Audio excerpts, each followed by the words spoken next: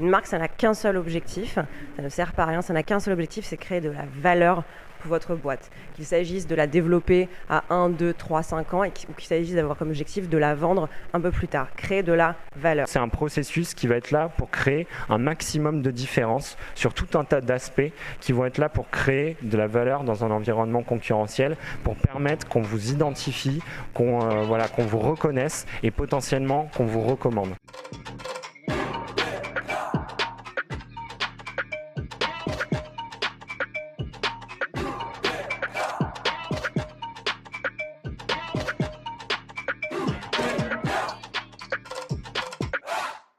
Bonjour à tous, bonjour à toutes. Aujourd'hui, c'est un événement qui est un peu particulier et je suis très content de le faire parce que jusqu'à maintenant, on n'a invité que des entrepreneurs. Aujourd'hui, on invite Romain et Léoda qui travaillent chez Marcel, l'agence Marcel, qui est une agence de pub en fait assez incroyable, très connue, qui a bossé avec beaucoup de boîtes, dont beaucoup de startups qui sont très connues et qui ont fait des marques assez incroyables. Et quand je les ai rencontrés il y a quelques mois, on a parlé de l'importance de créer une marque en fait dès le début de sa boîte et surtout de comment bien le faire. Et à la base, je savais pas trop par quel bout le prendre. Et en fait, ils m'ont convaincu que c'était vraiment hyper important et qu'il y avait un vrai travail, qu'il y avait une vraie méthodologie et que c'était pas un truc de grand groupe avec beaucoup d'argent et qu'on pouvait le faire soi-même pour sa propre boîte. Et ils m'ont dit, écoute, on va t'écrire un talk, on va venir, on va parler aux gens de Coup d'État et on va leur expliquer un peu comment faire. Donc je vous remercie de les accueillir et bonne conférence.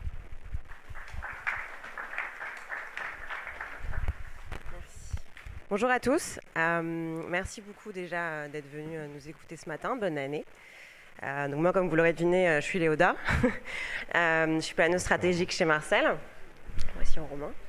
Pour tous ceux qui ne savent pas ce que ça veut dire déjà un planeur stratégique, on va vous expliquer parce que c'est quand même un nom un petit peu barbare. Pour être très simple, au sein d'une agence de publicité ou au sein d'une agence de communication, Romain et moi, on est les personnes qui vont s'occuper de définir la stratégie d'une marque. Donc on a plein de clients à l'agence, ça va de grands groupes comme Mondelez jusqu'aux petites startups pour lesquelles on travaille et qu'on essaye d'aider. C'est aussi pour ça qu'on est là aujourd'hui, pour transmettre un petit peu les connaissances qu'on a. Mais globalement, nous, on s'occupe de faire de la stratégie de marque. Voilà, pour vous éclairer un peu. L'objectif aujourd'hui, c'est vraiment de dire que le planeur stratégique, c'est le dernier mot bullshit un peu marketing que vous allez entendre de cette conférence. On n'est vraiment pas là pour faire du blabla publicitaire.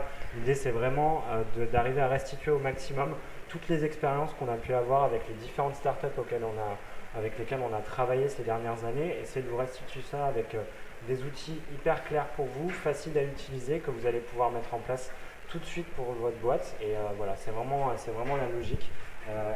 Avant ça, on voulait vous raconter une petite histoire, parce que l'année dernière, il y a un an environ, je me baladais dans le métro, et en fait, le métro, c'est un endroit assez cool parce que c'est un peu le Hall of Fame de toutes les startups qui commencent à pas mal décoller et qui ont des campagnes publicitaires qui arrivent dans le métro.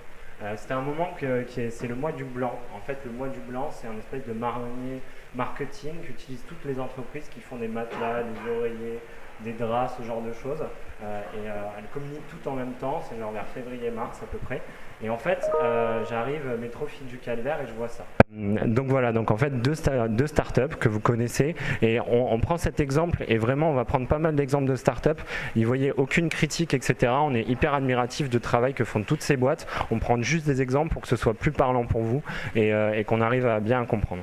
Donc je vois ces deux boîtes qui communiquent et elles ont conçu leur campagne à part. Elles ne travaillent pas ensemble, il y a des locaux pour l'une et des locaux pour l'autre. Et en fait, elles ont conçu leur campagne et à la fin, on voit deux startups qui font exactement la même chose, des matelas de plutôt bonne qualité et qui racontent exactement la même chose dans la com. En gros, c'est un matelas de qualité qui est livré rapidement chez vous en quelques heures ou quelques jours. Vous avez 100 nuits pour l'essayer, vous avez un petit code promo pour pouvoir le commander. Et nous, on s'est dit, waouh, c'est quand même énorme que deux boîtes qui conçoivent une communication séparément arrivent à la fin avec un truc qui est hyper proche. Elles sont toutes les deux en annonce un peu typo avec un fond blanc, une typo bleue, un petit logo, etc. Et donc on est rentré à l'agence et on s'est dit c'est quand même assez intéressant parce que c'est aussi symptomatique de pas mal de choses qu'on voit sur les startups.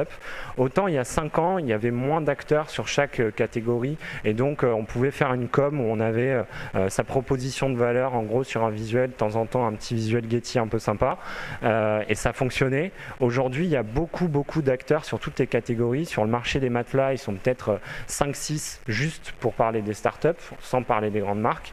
Et du coup, c'est de plus en plus compliqué d'arriver à émerger. Et donc, on peut plus se permettre de faire ce genre de communication où on va juste expliquer de manière assez simple ce qu'on fait. Et donc voilà. Et en fait, on s'est dit aussi un truc, c'est que souvent, les startups, quand elles pensent à la communication et au marketing de leur boîte, elles réfléchissent logo et elles réfléchissent affiche métro 4x3.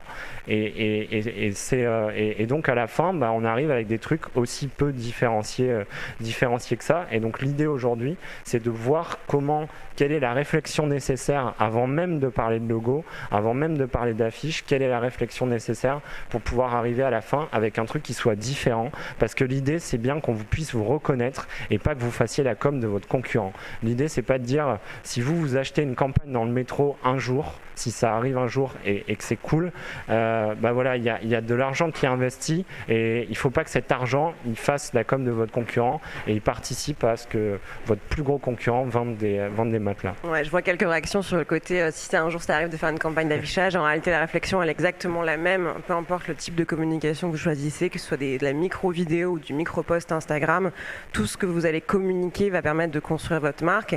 Et aujourd'hui, cet exemple il est intéressant parce que qu'est-ce que le consommateur là ou le client va retenir? Il va retenir qu'il a le choix entre potentiellement un ours, ou une boîte qui vend des matelas qui a un logo de ours et Casper qui a un nom de fantôme. Il n'y a pas de valeur ajoutée aujourd'hui dans la façon dont il communique. Mais c'est le cas pour une affiche, ça va être le cas pour une vidéo, ça va être le cas pour un post. Donc c'est assez important, peu importe les moyens que vous allez mettre derrière dans la communication. Voilà, donc on va se rappeler de cette photo parce que finalement elle va être assez intéressante pour la suite. Et on va tout de suite se mettre dans un mindset un peu particulier, c'est qu'on va oublier que la communication c'est un logo, que le marketing et la communication ça se résume dans un logo. Souvent on entend une bonne marque c'est un bon logo. Non, une bonne marque c'est plus que ça et le logo c'est une finalité et pour l'instant on va pas se préoccuper de ça. Et tout à la fin de la présentation, vous allez voir. Juste un petit peu à la fin. Et on va oublier aussi que le bon marketing et la bonne communication c'est une campagne. C'est vrai que nous on est des publicitaires et souvent on dit les agences ils font des campagnes etc. Aujourd'hui on n'est pas venu vous parler de campagne parce que comme vous l'avez vu un petit peu plus tôt, mettre en place des campagnes ça nécessite déjà d'avoir validé pas mal de choses avec sa boîte, ça nécessite d'avoir un product market fit, d'avoir un peu de traction, de vouloir se faire connaître, d'avoir peut-être levé un peu d'argent pour avoir de l'argent à investir. Donc voilà, aujourd'hui c'est pas la priorité. Ce qu'on va essayer de faire aujourd'hui, c'est penser à votre marque. Et la marque, c'est un mot qu'on utilise tous, qui est un peu galvaudé, que tout le monde utilise tous les jours. Nous, ce qu'on se dit d'une marque, c'est que c'est une manière assez simple, c'est une somme de différences qui va créer de la valeur dans un environnement concurrentiel. En gros, les Anglais, ils appellent ça branding et ils l'imaginent comme un processus et c'est pas pour rien qu'ils le font. En gros, c'est un processus qui va être là pour créer un maximum de différences sur tout un tas d'aspects qui vont être là pour créer de la valeur dans un environnement concurrentiel, pour permettre qu'on vous identifie, qu'on vous reconnaisse et potentiellement qu'on vous recommande. Et ça, c'est vraiment la logique qu'on va avoir aujourd'hui. Donc, on va essayer de pas penser à la finalité, pas penser au rendu créatif, on verra ça plus tard. On va penser à un petit peu tout ce qui se passe en amont pour que, encore une fois, vous ne puissiez pas vous retrouver dans le cas de ces deux startups qui racontent exactement la même chose. Pourquoi on vous parle de la marque aujourd'hui? Parce que ça a beaucoup d'avantages et c'est assez structurant pour plein de raisons.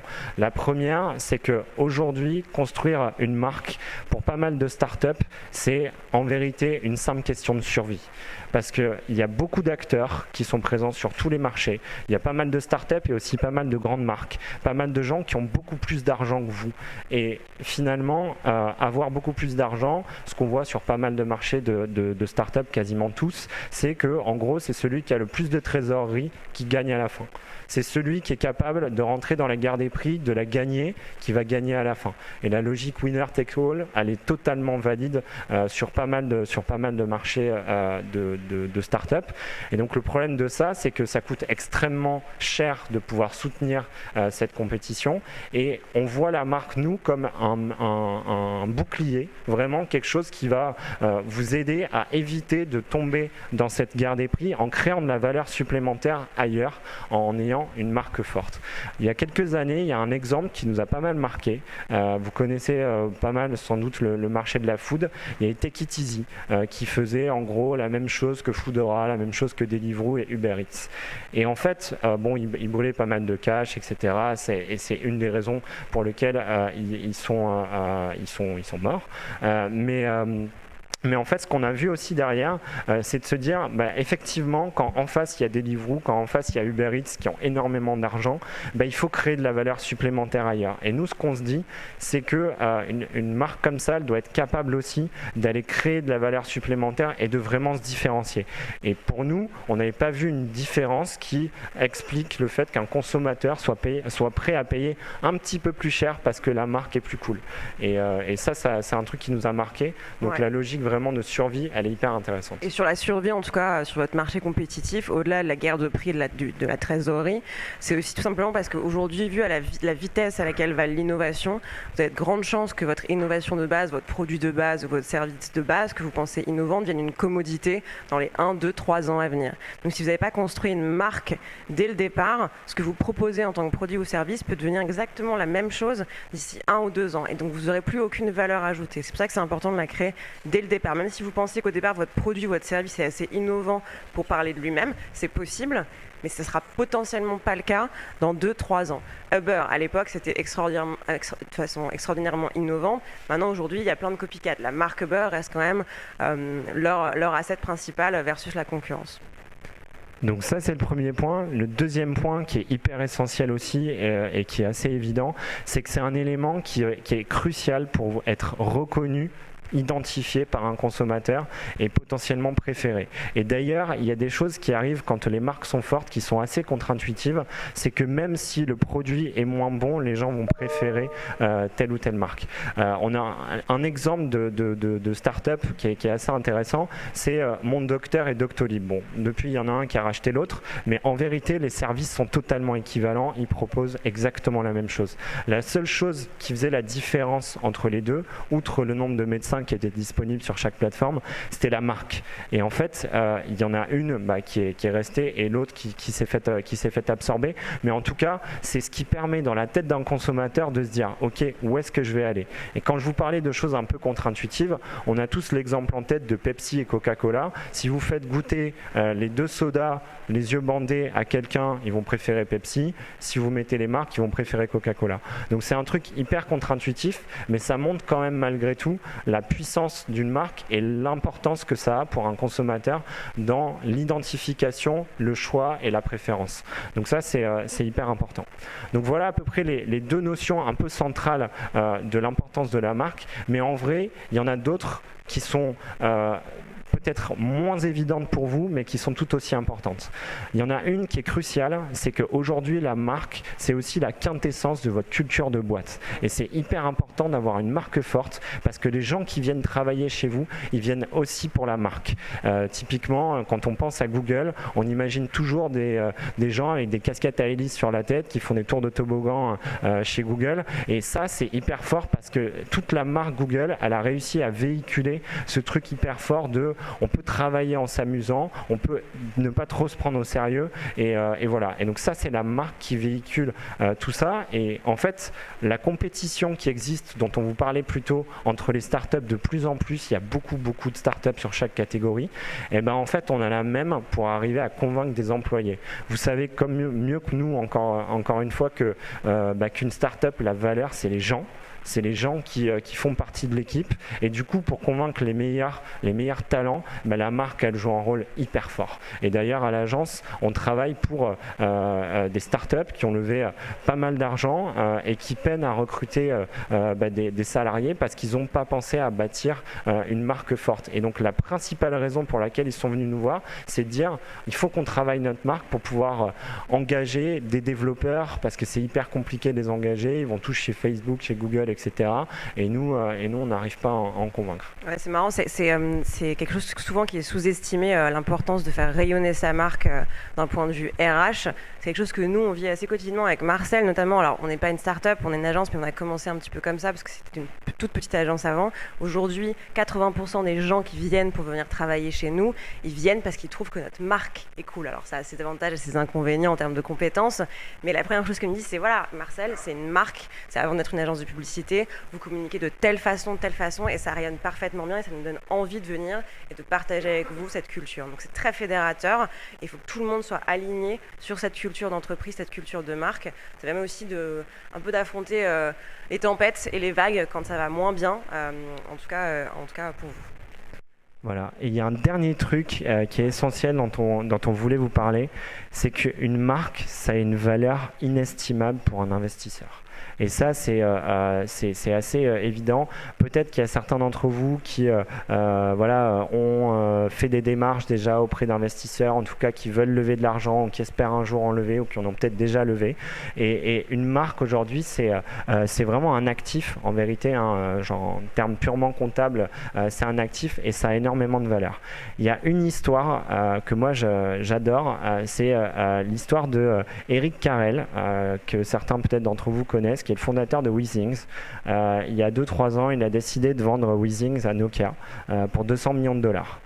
Donc il a vendu sa marque à Nokia, et le premier truc que Nokia a fait quand ils ont récupéré Weezings, c'est qu'ils ont tué la marque et qu'ils ont tout appelé Nokia Health. Donc tous les petits devices connectés qu'on connaissait, qu'on adorait, maintenant ils sont appelés Nokia Health. Et 2 ans et demi plus tard, Nokia s'est dit ouais, c'est pas normal, cette boîte-là, elle valait pas du tout le prix qu'on l'a achetée, ça marche pas du tout.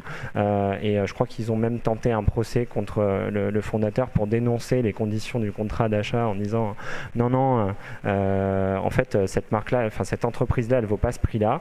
Et en fait, ils ont cherché à la revendre parce que le truc fonctionnait plus.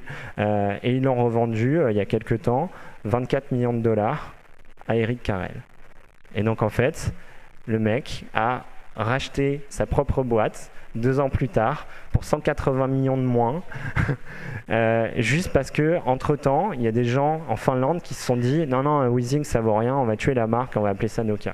Et ça montre la valeur financière d'une marque et ce que ça peut créer autour d'une boîte. Et cet exemple pour nous il est hyper intéressant et c'est pour ça qu'on juge que une marque c'est une vraie valeur et c'est hyper important qu'on vous le dise à ce moment-là. Au cas où vous n'auriez pas compris ce qu'on essaye de dire, en tout cas, si on devait résumer en une seule phrase, pourquoi est-ce qu'on est ici pour vous convaincre de réfléchir à votre marque et de vous poser les bonnes questions sur votre marque dès le début. Une marque, ça n'a qu'un seul objectif, ça ne sert pas à rien, ça n'a qu'un seul objectif, c'est créer de la valeur pour votre boîte. Qu'il s'agisse de la développer à 1, 2, 3, 5 ans ou qu'il s'agisse d'avoir comme objectif de la vendre un peu plus tard. Créer de la valeur. C'est uniquement ça que vous devez retenir aujourd'hui sur pourquoi est-ce que c'est important d'y réfléchir et non, ça ne sert pas à rien. En tout cas, on espère vous en convaincre actuellement ou vous en avoir convaincu d'ici une petite heure. Alors après, une fois qu'on a dit ça, comment on fait ? C'est un petit peu ça la question. Il va se passer plusieurs choses normalement dans la tête d'un entrepreneur qui vient juste de commencer son entreprise ou qui pense à son idée. D'abord, il va se dire potentiellement qu'il n'a pas le temps, que c'est pas une priorité. En l'occurrence, ça l'est, il faut y réfléchir un petit peu en parallèle. Et puis ensuite, il va se dire que ça coûte extrêmement cher, qu'il n'a pas les ressources, qu'il n'a pas les ressources financières, qu'il n'a pas les ressources même de gens parce qu'il n'a pas les compétences. Et donc, ça va lui faire peur. Il va se dire, je remets ça à plus tard, quand j'aurai les moyens, je demanderai une agence ou quelqu'un qui est un peu plus compétent que moi pour construire ma marque. Ça aussi, c'est une deuxième erreur parce que vous allez voir qu'il est possible aujourd'hui de le faire aussi, pas seul, mais en tout cas de façon assez autonome, plutôt facilement. Et puis la troisième chose qui peut se passer à ce moment-là, c'est que vous avez des référents, évidemment, comme Apple, comme Google, comme Coca, comme toutes ces grandes marques, et vous vous dites, moi, j'ai pas cette historique-là, j'ai pas les fondamentaux, je ne sais pas vraiment quoi raconter. La façon dont ils construisent leur marque aujourd'hui, je suppose que vous avez entendu parler de plateformes de marque, de branding, d'outils marketing. Vous avez dû lire plein de bouquins de marketing qui font un peu peur et qui sont extrêmement théoriques. Ça peut être extrêmement décourageant parce que c'est des méthodologies qui vous correspondent pas à votre niveau de structuration, à votre agilité, à votre culture. Et donc, vous pouvez vous dire que c'est pas pour vous le marketing. Nous, ce qu'on est venu vous dire aujourd'hui, c'est qu'aujourd'hui, heureusement, fort heureusement, depuis quelques années, on est loin d'être les seuls chez Marcel. Il y a beaucoup d'agences et beaucoup de gens globalement qui réfléchissent à des méthodologies de branding ou de marque, de marketing qui sont adaptées à votre agilité, à ce que vous avez envie de faire et au moment où vous êtes en train de construire votre marque. Et cet outil-là, c'est tout simple, c'est Valentin qui en a parlé en début de conférence, ça s'appelle la MVB, Minimum Viable Brands. Le concept, vous l'avez reconnu, il est assez similaire à ce que vous faites normalement, c'est-à-dire construire un MVP, un Minimum Viable Product ou service. Et en fait, le modèle de la marque, il est calqué sur ça, il est calqué sur cet état d'esprit. C'est comment construire très rapidement et avec peu de ressources, que ce soit en temps, en hommes ou en moyens, une marque, en tout cas une marque dite minimum. Le strict minimum pour pouvoir se lancer avec une direction et emmener tout le monde dans la même direction, marketing. Ça s'appelle la MVB, c'est l'acronyme qu'on va utiliser tout le reste de la conférence.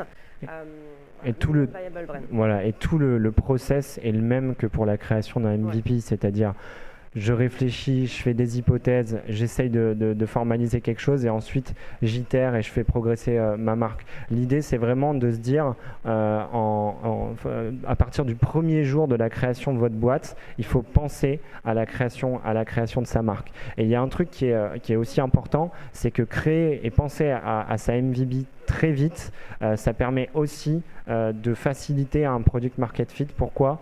Parce que ça permet de se poser la question de qu'est-ce que le consommateur va vouloir. Et l'idée, c'est qu'à la fin, les gens comprennent ce que vous faites, achètent ce que vous faites et recommandent, partagent ce que vous faites. Et c'est ça, ces trois hypothèses qui sont importantes. Et ça, d'avoir une couche de branding qui n'est pas du tout celle de Coca-Cola, etc. Et ça, on s'en fout. Mais quelque chose qui soit vraiment simple, mais en même temps super fort, ça, c'est hyper essentiel et vous pouvez le construire maintenant. Ça va vous permettre également de faire des choix très rapidement. C'est-à-dire que la tentation que généralement les entrepreneurs ont, c'est de communiquer sur absolument tout. Parce qu'ils considèrent que tout est important. Ils ont tellement mis d'énergie, d'intention et de pensée dans la boîte qu'ils sont en train de faire que vous avez envie de tout raconter. Cet exercice-là, il vous permettra de faire des choix stratégiques sur ce que vous avez envie de raconter à votre public cible. Alors normalement, quand vous allez sortir de cette conférence, si vous googlez Minimum Viable Brand, vous allez trouver potentiellement une centaine d'articles déjà écrits dessus, des bouquins, etc. etc. Pour vous simplifier la tâche, nous, chez Marcel, on essaye de résumer la MVB à 4 éléments. 4 éléments essentiels auxquels il faut penser. Une MVB, c'est penser à quelle est votre raison d'être. Pourquoi vous vous êtes créé, pourquoi vous existez. Si demain vous disparaissez du champ de concurrence ou du champ de vision de votre client, pourquoi est-ce que ça va lui faire du mal, pourquoi ça va être un problème. Quelles sont vos convictions ? Alors, les convictions, c'est intéressant parce que ça peut être vos convictions en tant que fondateur, évidemment, mais détachez-vous aussi un tout petit peu du côté quelles sont mes convictions personnelles, quelles sont les convictions de la marque que je vais représenter auprès de mon public. Ça, c'est assez important aussi. Ensuite, c'est une manière de parler, une tonalité. C'est important de définir sa tonalité dès le début parce que ça va tout de suite être un marqueur de personnalité très fort pour votre marque. Et enfin, c'est un style. À quoi vous ressemblez. Et c'est là et uniquement là, c'est-à-dire c'est une 4e étape qu'intervient tout l'aspect graphique, le logo, etc. Pensez à ça, à une MVB comme une personne. C'est un peu comme une personne. C'est une personne, ça a ses convictions, sa façon de penser, ses valeurs, ça a une façon de s'habiller et ça a une façon de s'exprimer et de parler. C'est exactement la même chose. Il faut y penser comme ça. Quand vous êtes en train de la créer, vous créez l'avatar de votre boîte, en fait. C'est l'avatar de votre entreprise qui va interagir avec les consommateurs. Les consommateurs vont pouvoir connaître, comprendre, etc. et choisir. Donc vraiment, c'est une personne et c'est comme ça qu'on a voulu le présenter. Il y a un exemple qu'on aime. Voilà. Ouais. C'est un élément assez important parce que, comme je disais auparavant, il y a ce réflexe, ça dépend du niveau de maturité, on va dire, de votre structure, de votre boîte, mais il y a ce réflexe de dire ça va me coûter une fortune. Nous, ce qu'on a vraiment envie de vous donner là, c'est des méthodologies qui vont absolument rien vous coûter, puisqu'on vous les donne, pour le coup. Et vous pouvez faire votre MVB un peu en autonomie, avec votre équipe ou tout seul. Ça ne vous coûtera pas un centime. Ça vous coûtera juste du temps et des efforts, mais en tout cas, ça ne vous coûtera pas un centime. Ça, c'est assez important parce qu'on a toujours cette impression que ça va nous coûter absolument une fortune. Et donc quand c'est bien fait, quand tout ce process-là est bien fait, ça peut donner rapidement des choses intéressantes. J'imagine que certains d'entre vous connaissent Dollar Shave Club. Combien d'entre vous ? Est-ce qu'il y a des gens qui... Ah, pas tant que ça en fait. Pas tant que ça en fait. Ok, alors Dollar Shave Club, c'est une start-up américaine qui fait de la vente de rasoirs en ligne. Donc c'est aussi simple que ça, on va sur le site, on s'abonne, on commande son rasoir et tous les mois on reçoit ses lames de rasoir chez soi. Et donc voilà, donc ils sont attaqués à cette catégorie-là et on va regarder le film parce que pour nous c'est un truc qui est hyper intéressant. Le film est cool et ça dit pas mal de choses sur le process de MVB quand c'est super exécuté, toute la valeur que ça peut créer. Hi, I'm Mike, founder of DollarShaveClub.com. What is DollarShaveClub.com? Well, for $1 a month, we send high-quality razors right to your door. Yeah, $1. Are the blades any good? No. Our blades are f***ing great. Each razor has stainless steel blades, an aloe vera lubricating strip, and a pivot head. It's so gentle a toddler could use it. And do you like spending $20 a month on brand name razors? 19 go to Roger Federer. I'm good at tennis. And do you think your razor needs a vibrating handle, a flashlight, a back scratcher, and 10 blades? Your handsome-ass grandfather had 1 blade and polio. Looking good, pop up! Stop paying for shave tech you don't need. And stop forgetting to buy your blades every month. Alejandro and I are going to ship them right to you.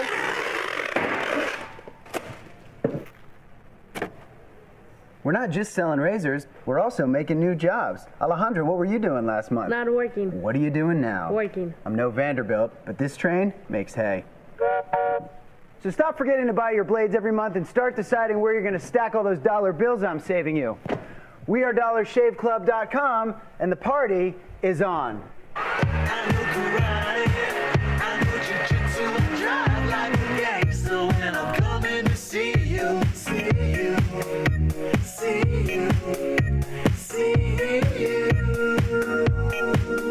Voilà, donc cet exemple, nous on l'adore. Alors certes, ça nécessite quand même un peu de budget, de faire une vidéo, etc. Et pour rien vous cacher, le fondateur était un ancien publicitaire. Donc c'est aussi une des raisons et plutôt un bon acteur. Mais en tout cas, là-dedans, il y a tout.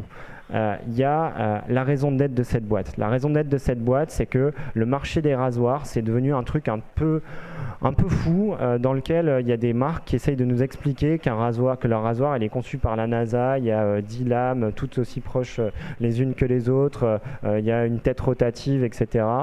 Que c'est super cool parce que toutes les stars de tennis du monde entier se rasent avec. Et voilà, donc la raison d'être, c'est de se dire juste à un moment, il faut ramener les gens, ramener à une réalité, c'est que les gens n'ont rien à faire de ce type de rasoir et qu'ils ont juste envie de se raser pour pas trop cher avec des lames de plutôt bonne qualité tous les mois. Donc la raison d'être, c'est un peu de se battre contre cet état de fait sur le marché des rasoirs et il y a un ennemi qui est clair et qui est direct, c'est Gillette. Clairement, il démonte point par point l'intégralité du business de Gillette.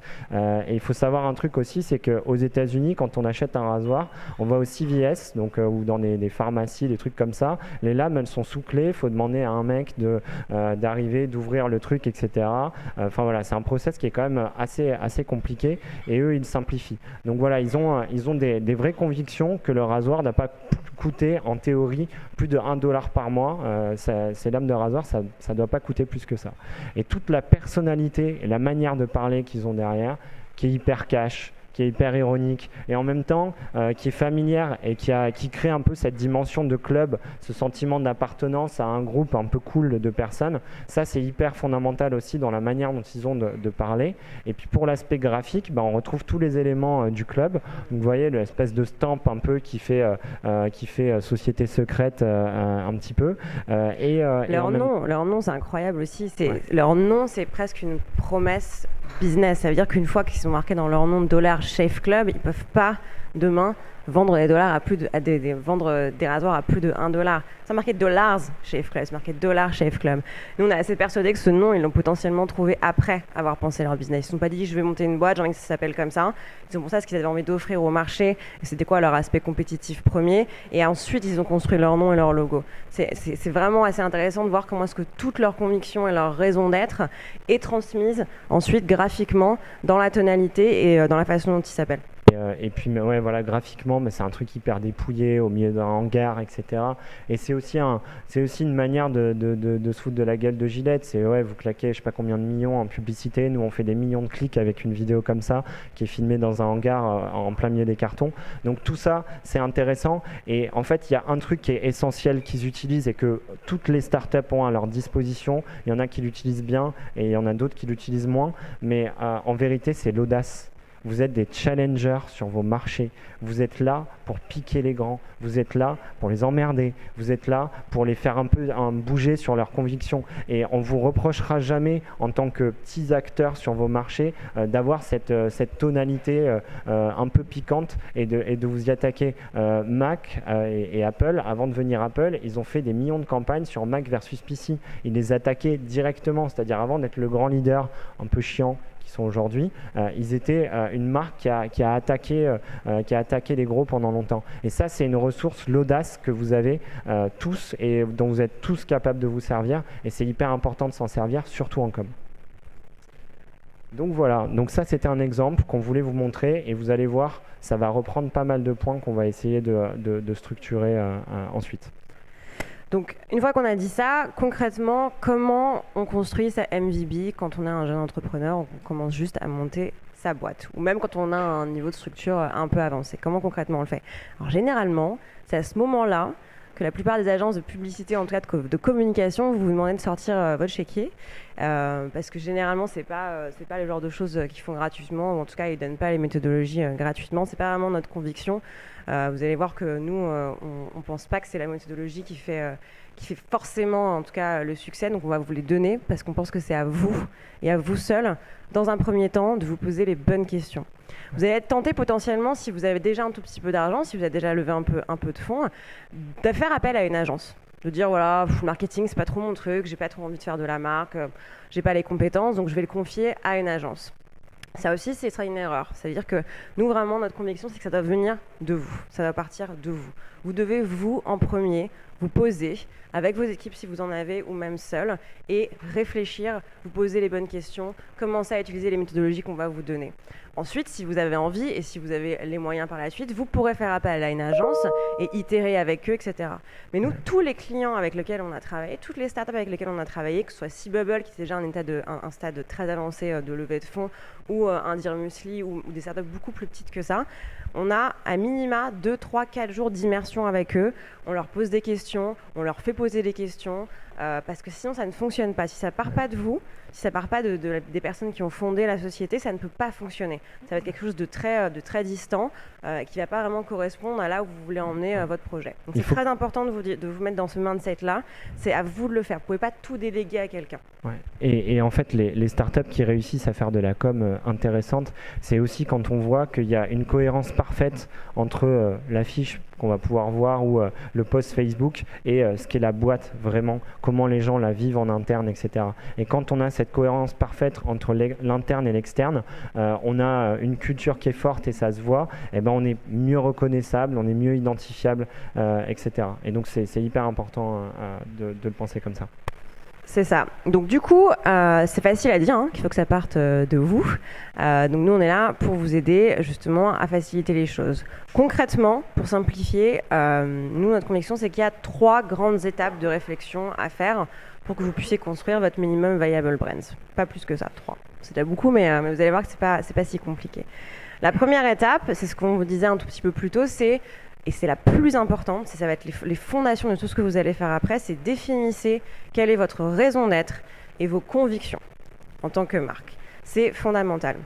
Alors la première étape de ça, elle est assez simple.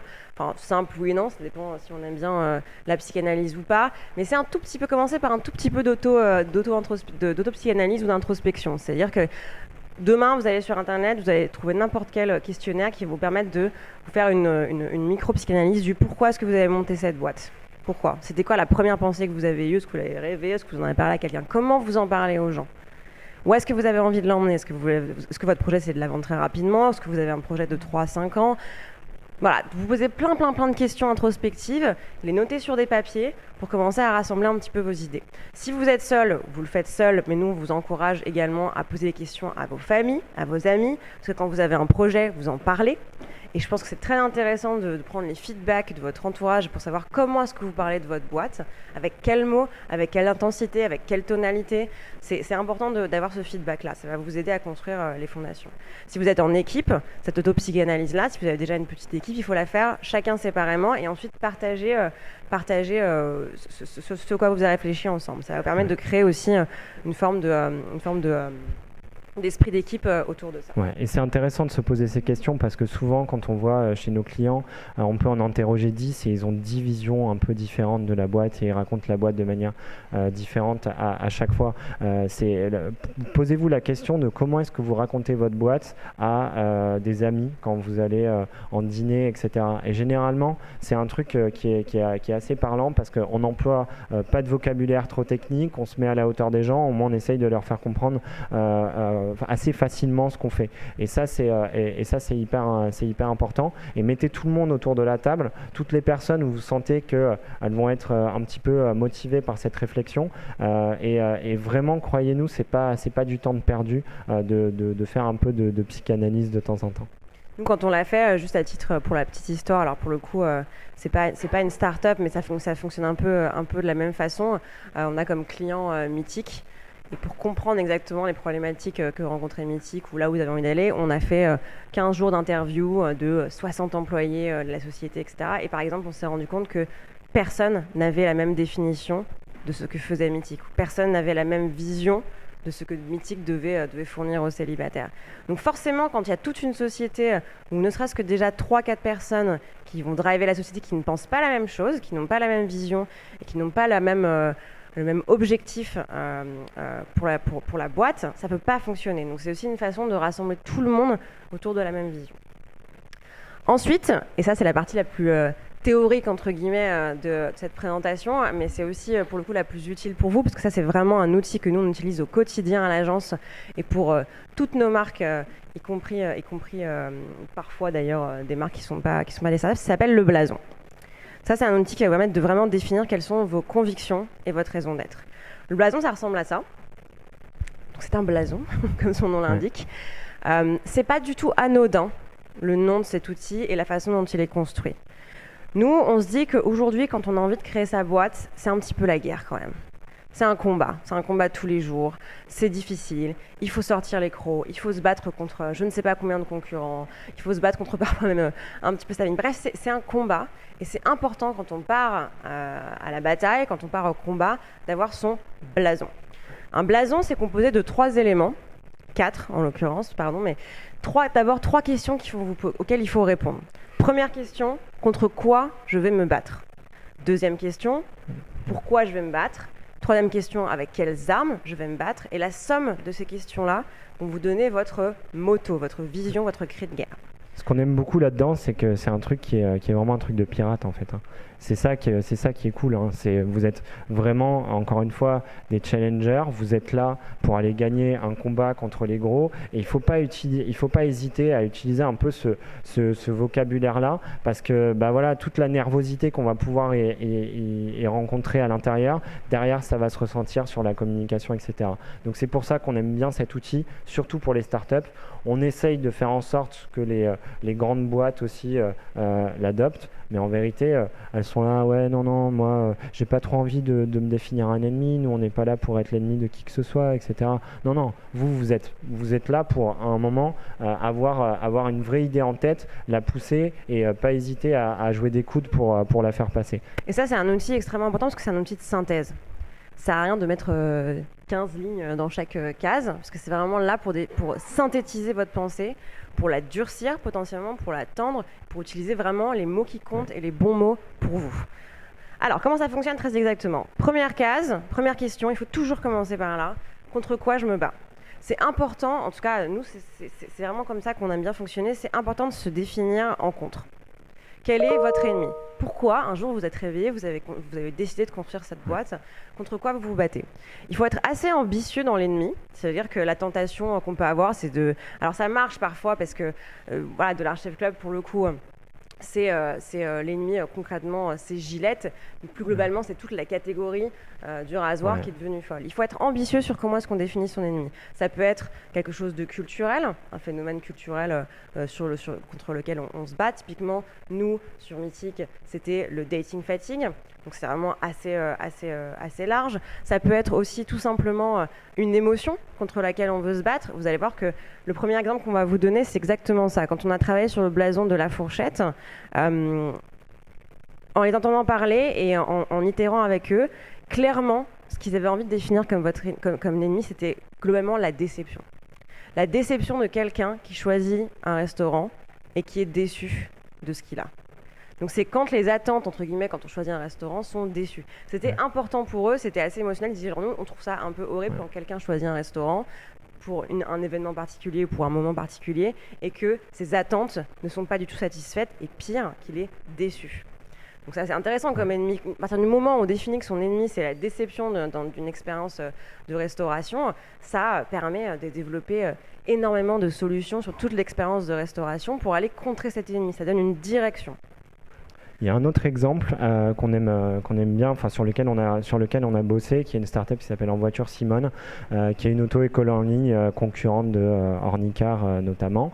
Et donc là, pareil, encore une fois, c'était le coup classique du marché où il y a un leader qui mène un peu la course au prix, etc. On est deuxième et du coup, si on se lance dans la même guerre des prix, clairement, on va être les premiers à perdre.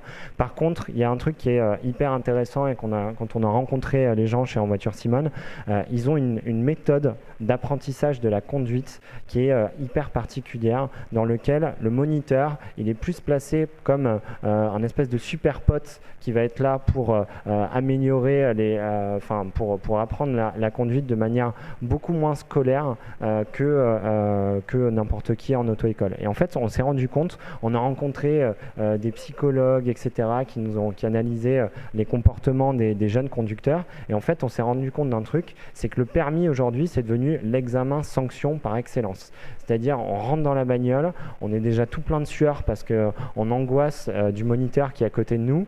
Lui, il est aussi un peu énervé parce qu'il va être là pour maximiser le nombre d'heures de conduite pour pouvoir gagner plus d'argent. Et donc, en fait, c'est une espèce de logique où le permis, c'est vraiment le truc sanction qui sape la confiance en soi de l'élève, qui sape un peu la confiance en soi du moniteur, en tout cas son estime aussi. Et donc en fait, le moniteur, c'est un super commercial et l'élève, il est tout fragile et il est assez flippé. Et donc en fait, nous, sachant qu'en Voiture Simone, c'était une marque plus humaine avec une méthodologie d'apprentissage un petit peu plus humaine aussi, on a décidé de se battre contre cette expérience au global du permis sanction et contre ce fait que le permis, c'est ce qui dégrade complètement la confiance en soi des jeunes conducteurs et qui fait que c'est la population la plus accidentogène aujourd'hui.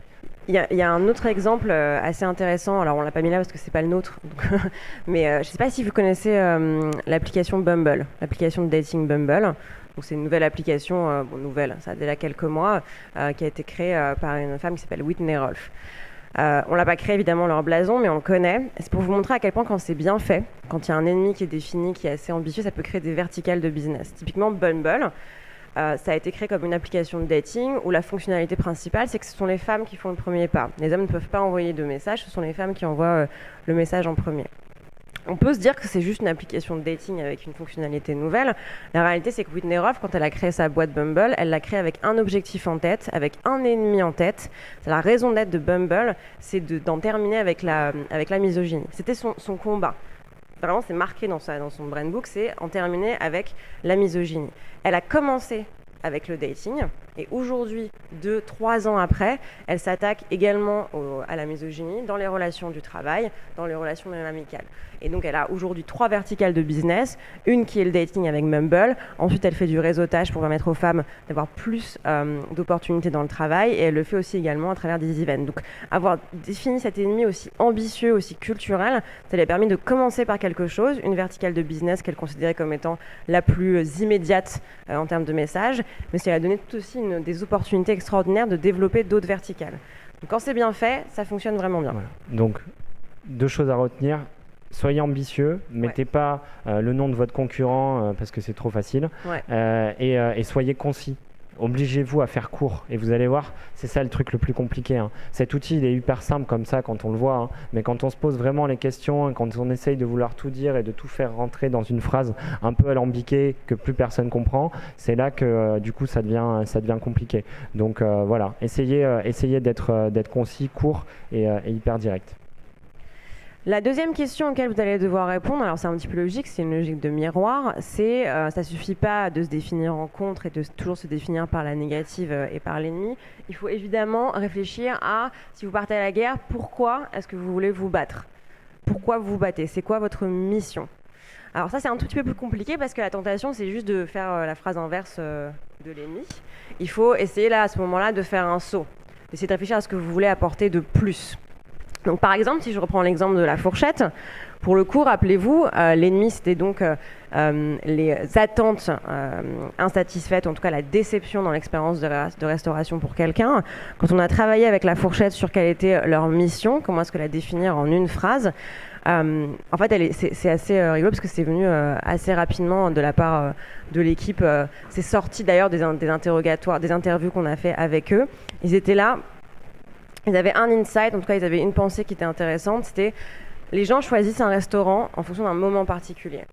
C'est soit ils vont avoir un moment un petit peu romantique avec leur ami, c'est pour une célébration, c'est juste pour se détendre. Il y a toujours un moment particulier et donc il y a toujours une envie ou une attente de restaurant qui doit correspondre à ce moment. Leur boulot, à la fourchette, leur raison d'être, c'est ça. C'est que chaque moment mérite d'avoir le bon restaurant ou la bonne expérience de restauration, le bon restaurant. Tout moment mérite ce bon restaurant. La déception n'est pas une option. C'est leur mission. Voilà.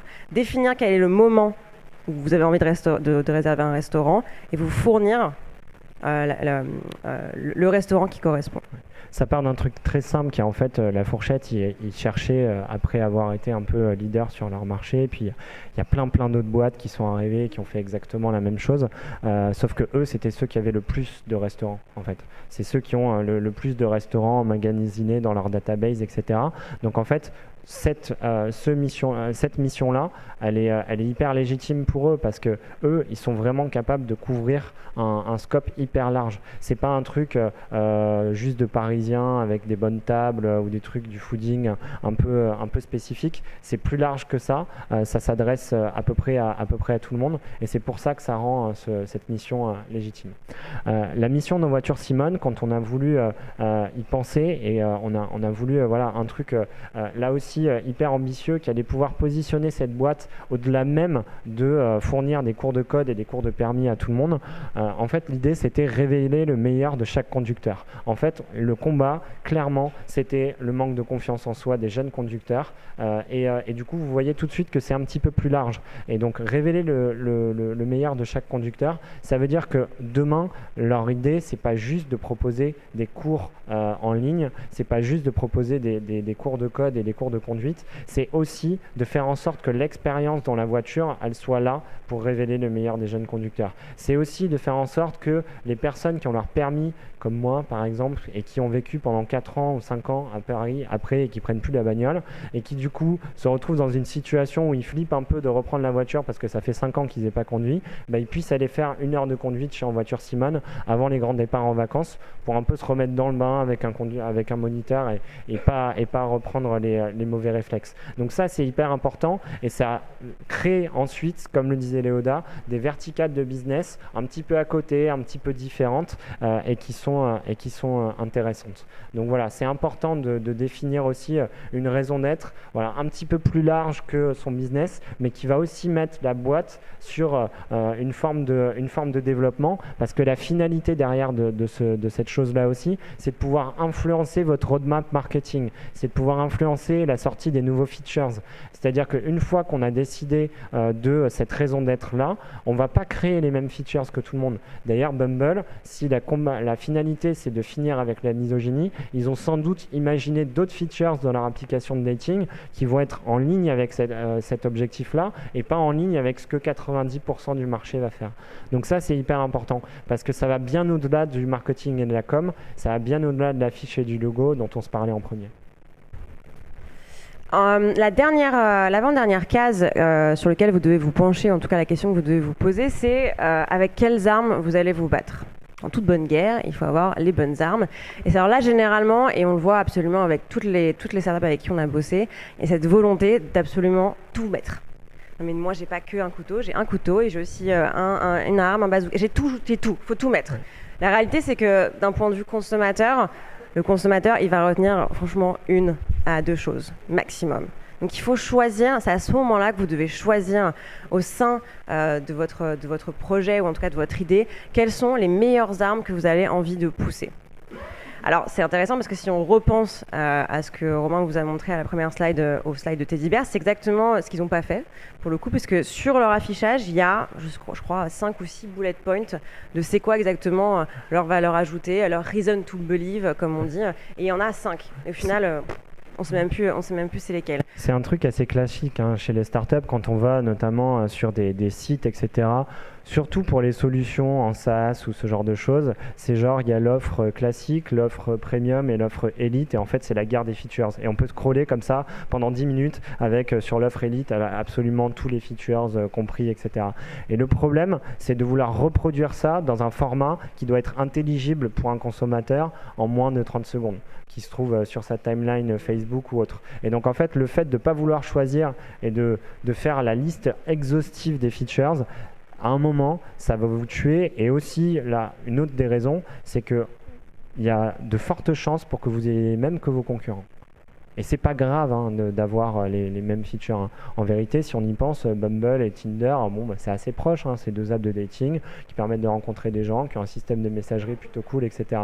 Mais il faut essayer de creuser et d'aller voir la petite pépite qui va tout changer et essayer de la raconter d'une manière un petit peu spécifique pour que les gens aient envie d'y croire. Et la choisissez pas de façon arbitraire, encore une fois. Cet outil-là, il demande de définir l'ennemi et la mission en premier. C'est qu'aujourd'hui, l'arme que vous allez choisir, elle doit venir porter ça, elle doit venir porter votre mission. Qu'est-ce que vous avez qui va vous rendre le plus crédible, qui va le plus vous aider pour raconter ce pourquoi vous existez. Si je reprends l'exemple de Bumble, c'est extrêmement simple la façon dont elle a réfléchi son application, c'est en finir avec la misogynie.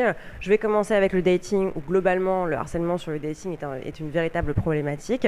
Qu'est-ce que j'ai aujourd'hui comme arme technologique, comme fonctionnalité que je peux utiliser pour porter ce message simple? Je vais développer la première fonctionnalité qui empêche aux hommes de parler directement aux femmes et qui permet aux femmes de faire le premier pas. Et non seulement elle l'a pensé de façon très innovante et technologique, parce que ça n'existait pas en tout cas sur l'univers du dating, en plus elle en a fait son argument comme numéro 1. Elle l'a fait de façon positive. C'est pas les femmes se défendent contre les hommes sur le dating, c'est les femmes font le premier pas. Les femmes prennent la main. C'est quelque chose de très positif. Donc voilà, avec une seule fonctionnalité, alors elle en a plein d'autres, si vous allez sur l'application, il y a énormément de choses qui sont hyper intelligentes, mais en termes de communication, de message, la première chose qu'elle a racontée, c'est ça. Et ça a suffi pour faire décoller l'application, uniquement sur cette fonctionnalité-là. Donc si vous choisissez bien votre arme, qu'elle correspond à votre mission et qu'elle va vous aider à battre l'ennemi que vous avez défini, c'est parfait. Ouais. Et dernier point, les armes, c'est pas forcément un feature. Ça peut être les gens. Ça peut être la culture que vous avez en interne. Ça peut être ce niveau de spécificité là, en fait. C'est pas forcément juste un feature, etc. Voilà. Si vous avez une culture spécifique qui fait que vous faites les choses différemment des autres, il faut que ça puisse transparaître. Je prends l'exemple de Lyft versus Uber. Leur arme, c'est la qualité. Leur signature, c'était « It matters how you get there ». Donc l'importance, Uber, c'est tout de suite positionné en « on vous amène d'un point A à un point B ». De manière assez simple. Eux, ils disent on vous amène d'un point A à un point B, et ce qui se passe entre les deux, c'est hyper important parce que c'est de l'expérience. Et du coup, l'arme, c'est les chauffeurs, c'est la culture de boîte, un petit peu plus sympa, etc. Tout ça, ça fait partie de l'arme de Lyft. Si on prend les exemples fil rouge qu'on a sur la fourchette, à ce moment-là de l'exercice, je me souviens, je pense qu'il y avait bien 5 à 6 armes qu'ils avaient envie d'utiliser. Et la réalité, c'est qu'aujourd'hui, c'est ce que disait Romain un petit peu avant, l'avantage de la fourchette, ils peuvent avoir cette promesse-là de à chaque moment son restaurant, parce que ils ont, comme tu le disais, le plus grand nombre de restaurants à disposition pour les gens. Ça, c'est la première chose. Et ils ont surtout aussi une communauté. c'est une boîte qui a été créée aussi, qui a été rachetée par TripAdvisor, et ils ont cette espèce de confiance, cette transparence avec les reviews qui permet à chacun de juger par lui-même de si le restaurant qu'il propose va correspondre au moment qu'il a choisi. Donc ça, c'est les deux choses sur lesquelles ils se sont appuyés et sur lesquelles en tout cas les deux choses qu'ils mettent en avant. Et pour En Voiture Simone, du coup, on y revient, c'est l'expérience d'enseignement de la conduite qui remet l'humain et la confiance en soi et aussi un petit peu le plaisir surtout au cœur de l'expérience du permis en fait. C'est l'hypothèse de se dire, c'est nous on a une méthode d'apprentissage qu'ils appellent en interne la méthode Simone qui fait que demain je vais prendre un petit peu plus de plaisir à passer mon permis et que ça va arrêter d'être ce truc chiant et hyper angoissant et que ça va devenir un truc un petit peu plus intéressant. Donc voilà pour les armes. Et enfin, dernière chose, et pas des moindres, une fois que vous avez répondu à ces 3 questions-là, il faut faire un exercice un peu difficile, il faut trouver une phrase qui va être un petit peu votre cri de guerre, votre motto, votre vision, la chose que vous avez envie de placarder à l'entrée de votre boîte si vous avez des locaux. Je ne sais pas si vous voyez, mais il y a quand même pas mal de motos ici à The Family et c'est des choses qui permettent de motiver. Cette phrase-là que vous devez trouver, qui est un résumé des 3 éléments précédents, il faut que vous soyez fiers. Je ne veux pas dire de vous la tatouer sur le bras, mais en tout cas, il faut que ce soit quelque chose que vous voulez afficher sur votre bureau. Quelque chose de fédérateur, qui va fédérer votre bataillon autour d'une seule et même vision. Donc c'est important de bien la définir, de trouver les mots justes. Alors, on peut être plus ou moins concis. Vous allez voir que nous, on est plus ou moins concis sur les exemples qu'on a là. Tout simplement sur la fourchette, le résumé de tout ce que je viens de vous raconter, ce qu'ils avaient envie de dire à tout le monde, c'est « We have the restaurant for it ». Peu importe la situation, peu importe le moment, peu importe ce que tu veux célébrer, etc., on a le restaurant pour. Point, c'est tout. C'est la chose qu'ils avaient envie de raconter aux gens et c'est ce sur quoi ils se sont construits. L'exemple d'En Voiture Simone, c'est à peu près la même chose. Ouais, c'est à côté de chaque grand pilote, il y a un copilote. Et en fait, il y a une étape qu'on a franchie dans la formulation de ce motto, c'était de positionner cette boîte comme la marque un peu sidekick, vous voyez, c'est un peu le Robin de Batman. Et c'est cette marque qui va être tout le temps là à côté de soi et qui va jouer le rôle de copilote. Et en fait, un copilote, c'est le genre de mec qui vous dit, qui vous donne un petit peu d'eau sur l'autoroute quand il fait chaud et que vous avez soif, qui vous sort vos lunettes de soleil pour que vous puissiez les changer pour pas vous éblouir. En fait, du coup, vous voyez que la personnalité de la marque, ça prend une toute autre dimension. En fait, quand on parle d'une marque en se disant « Ah ouais, c'est mon copilote, c'est un mec qui est là pour donner confiance, pour donner les bonnes directives, mais en même temps qui me laisse mon autonomie et qui me met dans les meilleures dispositions. » Et ça, c'est important. Donc ça, c'est leur motto. Il y a des motos un peu plus connus que vous connaissez peut-être, mais Facebook, par exemple, c'est « Move fast, break things ». Donc en fait, ça c'était un truc, c'est assez interne, hein. Ils n'ont jamais fait de campagne en disant ouais, chez nous, move fast, break things, c'était pas une signature. C'est important de ne pas le penser, c'est pas forcément votre slogan, encore une fois, on est toujours dans le mindset, c'est pas une campagne, etc. C'est quelque chose qui va être en interne. Alors si vous avez envie d'en faire votre slogan publicitaire après, tant mieux, très bien si ça correspond à ce que vous voulez faire, mais il ne faut pas le penser comme un slogan publicitaire. C'est potentiellement quelque chose qui va juste rester en interne et qui va juste rester dans votre plateforme de marque interne. Voilà, donc ça c'est hyper important, c'est le genre de phrase qu'il faut répéter au début et à la fin de chaque réunion. C'est un truc qui est un peu structurant, c'est de la culture d'entreprise et en même temps c'est pour ça que c'est hyper fort. Donc voilà, si on résume cet outil, ça ressemble un petit peu à ça. Et encore une fois, on insiste parce qu'on veut vraiment casser cette image que tout ça ne sert qu'à faire des campagnes de publicité. Pas du tout. Cet outil-là, normalement, il va servir à 3 choses. Informer d'abord, comme le disait Romain, votre culture interne, votre culture d'entreprise. Ça va vous servir de vision à long terme pour définir votre feuille de route sur ce que vous avez envie de développer comme fonctionnalité, comme service, comme verticale de business, etc. Et ensuite, évidemment, ça peut informer votre communication, ça doit, votre histoire, entre guillemets, de marque. Est-ce que vous avez envie de communiquer au public de façon un peu plus publicitaire, mais ce n'est pas l'objectif premier. Encore une fois, c'est des fondations qui vous servent bien avant d'avoir les moyens de faire une campagne de publicité. Et il y a un dernier truc, c'est que ça a aucune valeur si ça prend la poussière sur un bureau et que plus personne, que vous faites la réflexion et que plus personne se préoccupe de ce doc. Et c'est un peu le problème qu'on a, que pas mal d'agences de com et nous aussi parfois avons, c'est que souvent on fait des recours, on se donne, etc. Et puis 3 ans plus tard, on voit qu'en fait le document il est quelque part sur le bureau du fondateur, il a un peu pris la poussière et ça a été une lettre morte que personne n'a jamais vraiment incarné.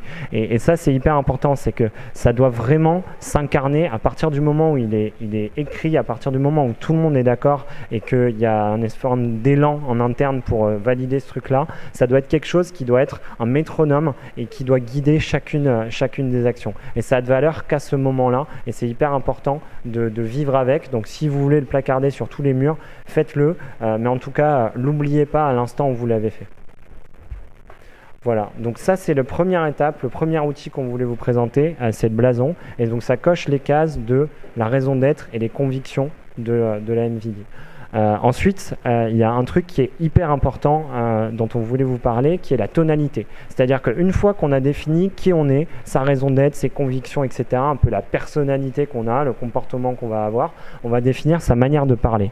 Et en fait, la manière de parler, c'est hyper important et c'est hyper créateur de valeur. Pourquoi ? Parce que la manière dont vous vous exprimez, ça peut être sur votre, la manière dont vous répondez à vos posts Facebook, la manière dont vous répondez à sur votre service client, la manière où même vous parlez en interne, c'est hyper important d'arriver à créer de la valeur à chaque interaction que vous allez avoir, que ce soit avec vos investisseurs, avec vos clients, avec vos employés. C'est hyper important d'avoir un vocabulaire un petit peu à vous parce que ça va encore une fois permettre de vous distinguer. Et ça, c'est fondamental et ça crée de la valeur. Et je pense que ici, vous connaissez toutes et tous cette startup, Capitaine Train. Bon, maintenant, c'est fait racheter, mais en tout cas, il y a un truc qui était hyper structurant et hyper intéressant au début de l'histoire de Capitaine Train, c'était leur manière de parler.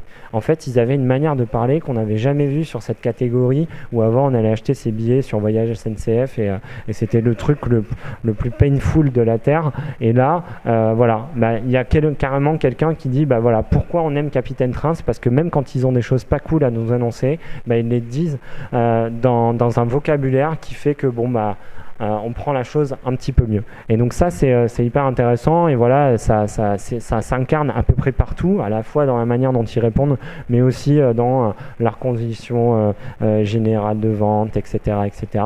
C'est hyper fort. C'est hyper fort. Et c'est pas, surtout c'est ce que tu disais, c'est pas gratuit, ils n'ont pas envie d'être drôles pour juste le plaisir d'être drôle ou d'avoir une tonalité comme ça un petit peu informelle. C'est que sur leur marché, sur le marché ferroviaire, qui est quand même un des marchés les plus institutionnels, sûrement des plus critiqués et potentiellement avec une perception la plus chiante qui existe, ils avaient besoin de se différencier très rapidement. Et ils ont, outre leurs produits, ce qu'ils offrent, etc., choisi de se différencier dans la façon dont ils parlaient, qui faisait tâche, ou en tout cas qui était très différenciante sur ce secteur en particulier. Ouais, il y a vraiment un truc à garder en tête, c'est qu'il faut faire attention là quand même. On vous montre un exemple cool, mais il y a un truc qu'il faut garder en tête. Faites attention au vocabulaire un petit peu informel que beaucoup de startups utilisent pour se donner un air cool. Là, c'est légitime et c'est bien fait. Parfois, ça ne l'est pas du tout. Parfois, le client, il n'a pas du tout envie de se faire tutoyer. C'est pas parce qu'il parle à une marque où les fondateurs, ils ont entre 25 et 30 ans, qu'il a envie d'être tutoyé ou qu'il a envie qu'on lui fasse des blagues à tout bout de champ, etc. Donc c'est hyper important aussi de prendre en compte les gens à qui vous parlez et d'essayer d'adapter votre niveau de discours à ces personnes-là. Parce que parfois, on voit beaucoup de gens qui essayent de mimer les Michel Augustin, qui essayent de mimer les Capitaine Train, et ça sonne un petit peu faux parce qu'on n'a pas l'impression que ça leur ressemble vraiment. Et parfois, du coup, ça ne plaît pas aux consommateurs. Donc c'est important aussi, quand vous pensez à votre tonalité, de penser à la cible et à la personne à qui vous adressez. Donc il y avait un élément qui maintenant était central, et là aussi on va essayer de vous donner le meilleur outil pour commencer et vraiment faire l'exercice de créer votre tonalité. Donc là encore une fois, ça coûte pas très cher et vous pouvez commencer à faire l'exercice. Il y a un site qui est hyper cool et qui s'appelle Branddeck, et en fait ce site là il va être là pour vous donner un petit deck de cartes qui sont des traits de personnalité. Et en fait tout l'objectif de la création de cette tonalité, c'est d'arriver à définir quels sont les 6 traits de personnalité de votre marque qui sont hyper essentiels et quels sont en gros les curseurs que vous allez mettre. C'est-à-dire vous pouvez être une marque plutôt friendly, plutôt amicale, mais vous n'allez jamais être familier. Et c'est hyper important de dire, on peut être plutôt cool, mais on va jamais être hyper drôle. Et c'est donc c'est une manière de caper les choses. Donc je vous explique un peu comment l'atelier se passe. Donc en fait, vous pouvez déjà aller sur le site, acheter ce truc, ça coûte $25, mais c'est assez utile. Donc la première chose que vous allez faire, c'est réunir les bonnes personnes autour de la table. Prenez pas mal de personnes dans votre boîte. Si vous êtes entre 5 et 10, c'est bien. Vous allez imprimer des portraits de personnalités que vous trouvez cool et où vous dites ah tiens là cette personne elle a un trait de personnalité qui pourrait être intéressant pour ma marque. Donc nous à l'agence on a un espèce de deck où il y a une centaine de personnalités, il y a Frédéric Michalak, il y a des acteurs, il y a Jean Dujardin, il y a ce genre de personnes. Vous les pensez pas comme des égéries, mais vous les pensez comme vraiment des personnes dont vous allez vous inspirer pour leur piquer des traits de personnalité. Vous posez toutes les petites têtes sur un bureau et là chaque personne à son tour va prendre deux, trois images, 2-3 personnes et elle va relever sur chacune des personnes 2 ou 3 traits de personnalité. Donc par exemple, je sais pas, Jean Dujardin, on va dire, il est drôle, il est désinvolte et il est plutôt énergique, admettons. Et du coup, vous allez sélectionner ces traits de personnalité-là. Et donc, une fois que tout le monde a fini avec ces traits de personnalité, vous les réunissez avec des post-it sur un mur. Et chacun à son tour va présenter les traits de personnalité de la personne de son choix et pourquoi il pense que c'est intéressant, que ça incarne quelque chose d'intéressant pour la marque. Et vous pouvez vous aider à ce moment-là de votre deck de cartes que vous avez acheté, où vous voyez, il est nostalgique, curieux, futuriste, précis ou broad. Donc voilà, donc donc vous les listez et ensuite vous allez voir que si normalement vous avez monté la boîte ensemble, il y a pas mal de mots qui vont revenir, en tout cas des clusters de mots qui vont se définir et qui parlent à peu près de la même chose. Et à ce moment-là, vous allez en sélectionner 7 traits de personnalité maximum qui vont définir votre marque. Ce n'est pas des valeurs de boîte, hein. C'est des traits de personnalité, c'est-à-dire il faut penser toujours la marque comme une personne. C'est quoi ces 7 traits de personnalité principaux? Et donc à ce moment-là, vous allez vous aider du jeu, retourner la carte et il y a un côté blanc, un côté noir. Et en fait, le côté noir, généralement, il permet de définir une limite de là où on n'ira pas. C'est-à-dire, comme je vous le disais, on peut être drôle, mais on n'est jamais familier. Je vous prends un exemple tout de suite pour que vous puissiez comprendre vraiment de quoi il s'agit et pourquoi c'est important. L'exemple, c'est Mailchimp. Mailchimp, c'est la solution de mailing en ligne. Ils se sont fait connaître notamment parce que ils ont une tonalité qui est assez incroyable. Et ils ont travaillé cette tonalité de manière assez forte depuis le début. Ils n'ont pas forcément un meilleur service que les autres. En tout cas, au moment où ils se sont lancés, ils n'avaient pas forcément un meilleur service que les autres. Ils étaient peut-être un petit peu plus chers même que les autres. En tout cas, c'était pas forcément le truc optimal. Il y avait mieux techniquement, mais par contre, ils ont réussi à créer une marque qui est, et notamment à travers la tonalité, qui est super forte. Pour ceux qui connaissent pas Mailchimp, au cas où, c'est tout simplement une société qui fournit des services de mailing et de CRM à d'autres sociétés. Donc c'est quand même pas le truc le plus sexy du monde. Et vous allez voir que la tonalité qu'ils ont choisie change complètement la perception de ce qu'ils offrent au marché. Voilà. Donc, à la fin de l'exercice, quand on a fini, quand on a ces 7 traits de personnalité, ça donne un truc à peu près comme ça. C'est-à-dire, on a les brand traits, donc les traits de personnalité de la marque, il y en a 7. Et donc, par exemple, Mailchimp, ils ont décidé d'être fun, mais pas enfantin. Ils ne voulaient pas tomber dans le côté un petit peu cucu que pourrait avoir une image fun. Ils ont décidé d'être puissant mais pas compliqué. C'est-à-dire que Mailchimp, c'est une solution qui est assez efficace. On peut envoyer des dizaines de milliers de mails en un clic, etc. Donc c'est assez puissant, il y a de la technologie derrière, mais à aucun moment ils ont décidé d'être techniques et compliqués parce qu'ils ont voulu faire une solution qui est grand public. Et même dans la manière dont ils avaient de s'exprimer vis-à-vis de leurs clients, ça c'est important parce que quand vous avez un client qui vous demande quelque chose sur votre service, il faut toujours passer au prisme. À partir de maintenant, vous vous exprimez au nom de votre marque et donc il faut s'exprimer avec le bon vocabulaire. Ça, c'est un truc qu'on voit souvent aussi chez les startups, notamment les jeunes startups et d'ailleurs à tout stade de développement. On voit qu'en fait, il y a souvent une espèce de connexion émotionnelle super forte entre le fondateur et sa marque. C'est assez logique. Mais souvent, ce qu'on voit, c'est que le fondateur a du mal à détacher sa marque de lui-même en fait. Et ça, c'est hyper important, les traits de personnalité et la tonalité. C'est-à-dire qu'à partir du moment où vous avez une tonalité, vous vous exprimez plus vous en tant que fondateur ou en tant que CMO ou en tant que X ou Y personne de cette boîte, vous vous exprimez au nom de la boîte et vous choisissez le bon vocabulaire. C'est hyper important et ça évite qu'à la fin, vous vous retrouvez derrière un taxi comme Travis Kalanick à dire des bêtises et que tout le monde pense que c'est Uber qui parle. Et tout le monde doit partager ses traits de personnalité depuis, vous allez voir, on va vous montrer quelques exercices applicatifs, mais depuis la personne qui développe jusqu'au, comme tu disais, CEO, CMO, responsable des relations publiques, j'en sais rien, toutes les personnes qui font partie de cette boîte doivent parler de la même façon, doivent respecter ces traits de personnalité. C'est hyper important. Donc là, Mailchimp, ils ont un petit peu poussé le truc et vous pourrez aller voir parce que c'est un site qui est en ligne. Ils ont carrément poussé le truc à fond et ils se sont dit pourquoi on ne créerait pas une plateforme sur laquelle il y a à peu près tous les types de réponses possibles à tous les messages qu'on pourrait avoir de nos clients en ligne sur une plateforme. Comme ça, dès qu'il y a un nouvel employé qui arrive, on lui file les accès à la plateforme, il va voir tout de suite et il peut tout de suite s'exprimer avec la bonne méthode pour la marque. Donc c'est hyper important, mais par exemple vous, quand vous onboardez des nouvelles personnes dans votre boîte, etc., c'est hyper intéressant et fondamental de leur donner tout de suite les bonnes manières de parler et tout de suite les bons outils pour parler au nom de votre boîte. Là, vous tapez vraiment sur Google Mailchimp Turnover, vous allez trouver ce site assez rapidement. Ce qui est intéressant aussi, c'est qu'une fois que vous avez défini ces traits de personnalité, ça peut paraître pour certaines personnes un peu flou et un peu abstrait. Qu'est-ce que ça veut dire exactement dans les mots et qu'est-ce que ça veut dire exactement dans telle ou telle situation. L'idée, une fois que vous avez travaillé vos traits de personnalité, c'est de trouver des exercices applicatifs. Qu'est-ce que ça veut dire ces traits de personnalité quand je dois répondre à un message sur Facebook? Qu'est-ce que ça veut dire sur un mail de mécontentement? Qu'est-ce que ça veut dire sur mon programme de CRM? Et en fait, par exemple, ce site-là vous donne des centaines d'exemples d'exercices applicatifs sur lesquels il faut appliquer votre tone of voice. Et ça, vous le rendez accessible à tous les employés. Et normalement, ça fera le job pour que tout le monde soit embarqué sur la même tonalité. Et on ne l'a pas précisé avant, mais c'est aussi hyper important.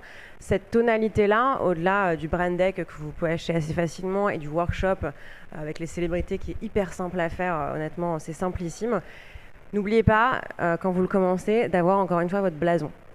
C'est important que la façon dont vous parlez corresponde à votre conviction et à votre raison d'être. Je vous donne un exemple très simple. Si dans votre blason, vous avez quelque chose de très combatif, si le langage de votre blason, votre Krieger extrêmement combatif, très agressif, etc., réfléchissez à comment est-ce que vous allez l'exprimer dans votre tonalité.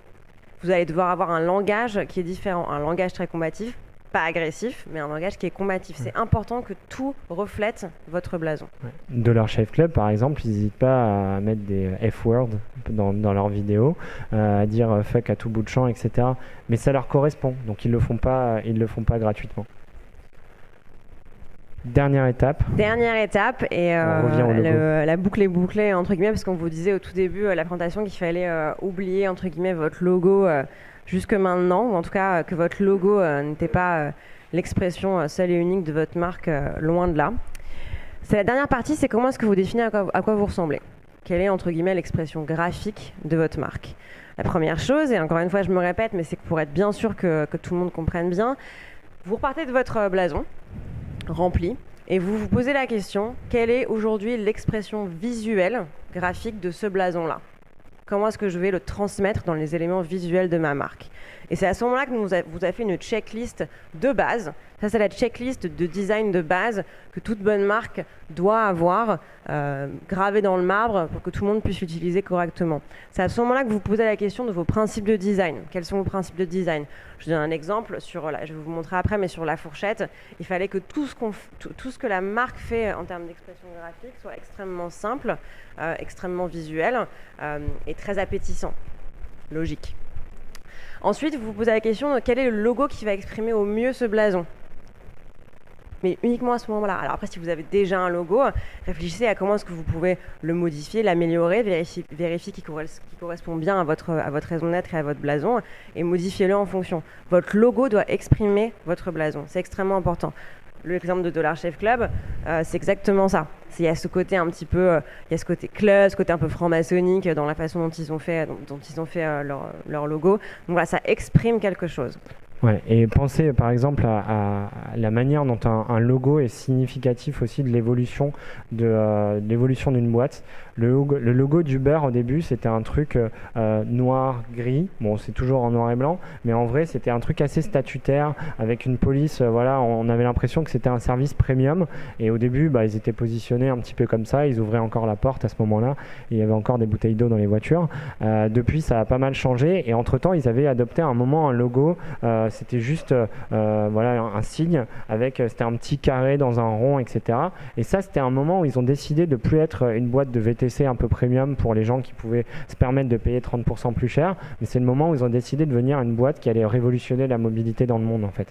Et donc à ce moment-là, le signe et l'identité graphique, ils avaient eu un changement de blason, c'était clair et net, et du coup il y a eu une modification de l'identité graphique derrière aussi, et c'est important de le noter. Si on reprend l'exemple de Bumble, je ne sais pas si vous connaissez le logo de Bumble, mais le logo de Bumble c'est une abeille. Alors, outre la référence à Queen Bee et à Beyoncé, qui est assez évidente, l'abeille, c'est simple. Pourquoi ? Parce que dans chacune des ruches, il y a la reine des abeilles, et c'est comme ça qu'ils voient leur cible. C'est comme ça qu'ils voient les femmes, comme la reine de la ruche, c'est-à-dire de la communauté Bumble. C'est très signifiant comme logo, ça veut dire quelque chose. Donc voilà, c'est assez important de bien y réfléchir en amont. Ensuite, vous allez réfléchir à votre typo, la typographie. C'est quoi ? Est-ce qu'elle correspond ? Est-ce qu'elle est plutôt ronde parce que vous avez envie d'avoir une tonalité qui est très chaleureuse, qui est très maternelle ? Est-ce que c'est une typo bâton ? Est-ce que dans votre blason, vous avez quand même un objectif de premiumisation ? Donc dans ce cas-là, quelles sont les typographies qui l'expriment le mieux ? Voilà, la typographie, ça exprime quelque chose aussi. Il ne faut pas la choisir au hasard. Ça, c'est important. Les couleurs, quelles sont les couleurs que vous voulez utiliser ? Quelles sont les couleurs qui signifient le mieux votre mission ? La photographie, ce serait intéressant la photographie par exemple sur la fourchette, c'était une vraie question. La photographie qu'ils avaient besoin d'utiliser, c'est comme ils avaient choisi comme mission de représenter à chaque moment son restaurant, il fallait que dans toute la photographie, ce ne soit pas non plus des espèces de nature morte, de restaurants hyper froides, il fallait toujours qu'il y ait des gens dedans, il fallait que ça soit chaleureux, il fallait qu'ils soient en train de manger, il fallait que ça transmette de l'émotion. Donc voilà, c'est des choses qui peuvent paraître anodines, mais qui transmettent énormément d'informations. Pensez à Airbnb. Airbnb, ils ont au début envoyé des photographes dans tous les appartements pour avoir des photos hyper cool où le design était mis en avant, où voilà, la qualité de l'appart était mis en avant. Et c'est ça aussi qui a fait la différence. Donc c'est des points de détail, mais qui à partir du moment où vous avez des vraies convictions stratégiques derrière et que ça vous correspond, c'est important de le faire. L'iconographie, c'est important dans le cas où vous êtes en train de développer notamment une application. Vous avez besoin d'avoir une espèce de base de données d'iconographie pour symboliser certaines choses. Là aussi, c'est quoi l'iconographie que vous voulez utiliser ? Je reprends l'exemple de Bumble parce que c'est quand même un magnifique exemple de cohérence de marque sur absolument tous les points de contact qu'ils ont avec leurs consommateurs. Toute l'iconographie de Bumble, étant donné que leur logo c'est une ruche et qu'ils mettent en avant qu'ils veulent soutenir les femmes et les empowerer entre guillemets, c'est de l'iconographie de ruche. Donc on a tous ces autogos un petit peu partout, les couleurs c'est évidemment du jaune, du blanc, il y a beaucoup de liants, voilà, tout suggère leur raison d'être. Et enfin, pensez exactement comme c'était le cas pour les tonalités, à des exercices applicatifs. Dans quelle situation je vais pouvoir exprimer telle couleur ? Dans quelle situation mon logo je vais pouvoir potentiellement me permettre de le changer ou pas ? Est-ce que mon logo il va bouger en fonction de là où il va être positionné ? Nous, on a eu la chance il y a quelques mois de faire nous aussi une formation de branding dans une super agence américaine. Et typiquement eux, comme ils ont beaucoup de clients dont le point de contact principal est le web, ils pensent pratiquement tous leurs logos comme des objets mouvants et pas comme un truc statique qui va être sur un en-tête ou sur une carte de visite, mais sur un site, sur une app. Et tous leurs logos, ils ont un langage, ils sont mouvants. Ça aussi, c'est intéressant pour vous si vous êtes en train de développer quelque chose de ce style-là. Et voilà. En fait, voilà ce qu'on voulait vous dire aujourd'hui et voilà les outils qu'on voulait vous donner aujourd'hui. Vous voyez, en fait, il y a 3 étapes, mais malgré tout, ça reste quand même assez simple. Par contre, elles sont essentielles. C'est important de se poser les vraies questions. Encore une fois, aujourd'hui, si on partage la méthodologie, c'est qu'on a la conviction que c'est avant tout une affaire de personnes. C'est avant tout une affaire de des gens qui vont se retrouver autour de la table, qui vont apporter toute l'intelligence nécessaire à faire en sorte que déjà, ça vous incarne vraiment, ça a une vraie valeur pour vous, ce soit quelque chose qui ait vraiment du sens dans l'entreprise. Ce qui vient derrière, c'est les outils. On vous les partage et on vous les donne, et on n'a pas la conviction que il faille les retenir dans l'agence et que les gens doivent venir nous voir pour les payer, etc.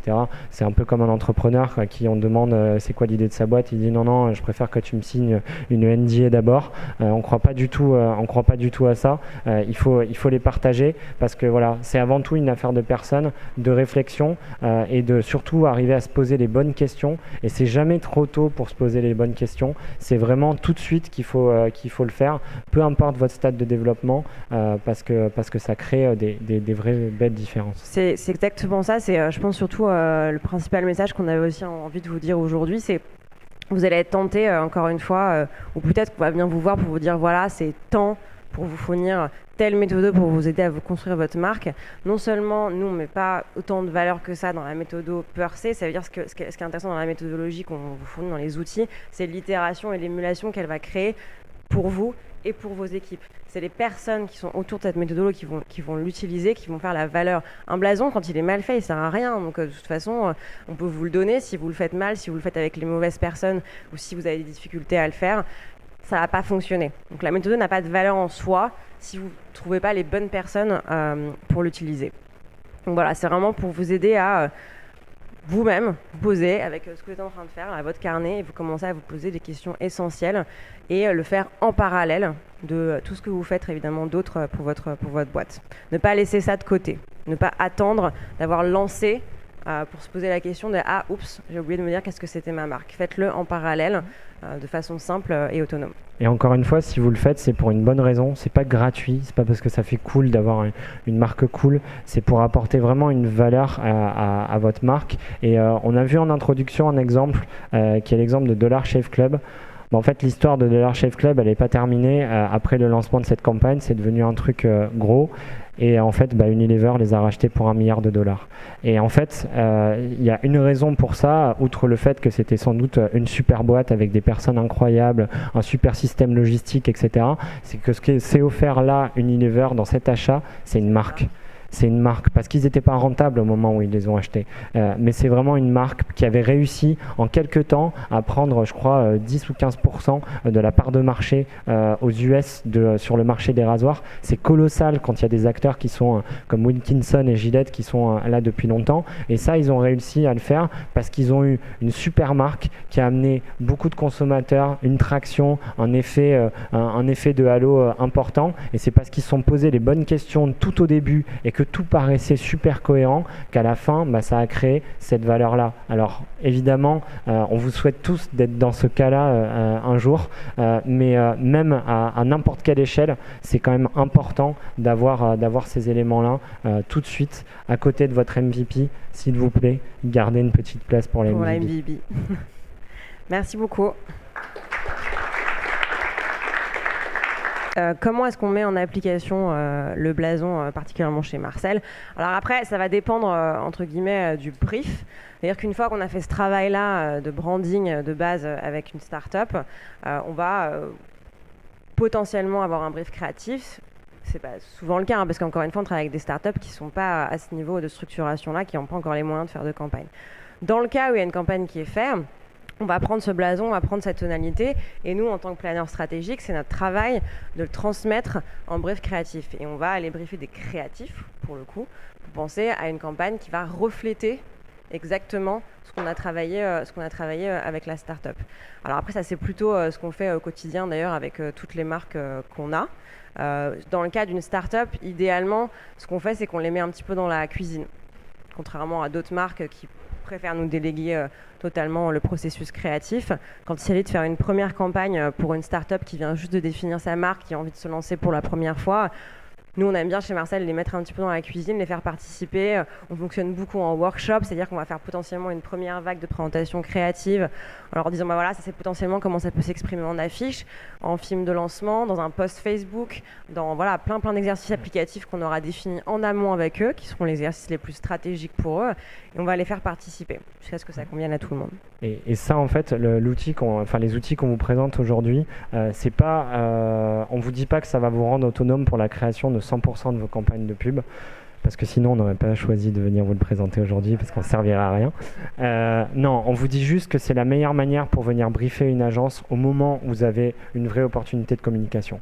En réalité, si vous devez commencer, vous commencez toujours la communication avant d'aller voir une agence, et c'est normal, ça se fait sur Facebook, ça se fait sur Instagram, et pour ça vous n'avez pas forcément besoin d'une agence. Et avec les éléments qu'on vous donne là, à la fois de tonalité, d'esprit graphique, de conviction, etc., je pense que vous avez les outils pour recroiser un petit peu, et après, en fonction de vos objectifs business, de vous dire, OK, c'est quoi l'idée? L'idée, c'est juste de faire de la notoriété, auquel cas, je vais juste dire coucou, je suis là. Ou alors, l'idée, c'est de faire, d'arriver à avoir de l'achat sur un produit spécifique. Et à ce moment-là, il va falloir que j'intègre aussi le produit, l'expliquer un minimum, etc. En tout cas, une fois que tu as bien fait cette réflexion-là, tu peux venir briefer une agence dans les meilleures conditions. Et en fait, comme c'est un travail humain, le meilleur brief donne la meilleure création. Et ça, c'est assez essentiel.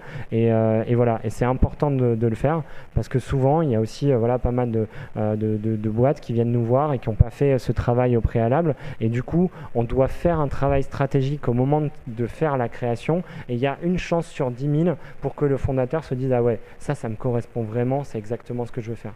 Donc là, on permet de réduire un petit peu la probabilité d'échec de la campagne pour que vraiment ce soit sûr d'être quelque chose qui vous correspond. Et après, on laisse faire le travail d'agence. Merci beaucoup.